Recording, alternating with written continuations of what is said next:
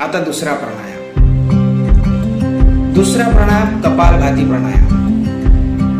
कपालभाती प्राणायाम मध्ये आपण पूरक ही करत नाही आणि कुंभक ही करत नाही, फक्त रेचक ही क्रिया केली जाते. म्हणजे श्वास घेतही नाही आणि रोखूनही धरत नाही, फक्त श्वास बाहेर काढतो.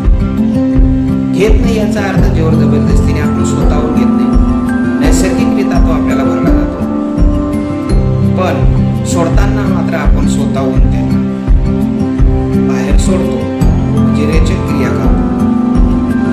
तो कपालभाती प्राणायाम. त्याच्यासाठी आपण श्वास बाहेर काढत असताना पोट आत खेचतो, म्हणजे त्याला झटके मारतो. तो अशा पद्धतीने केला जातो.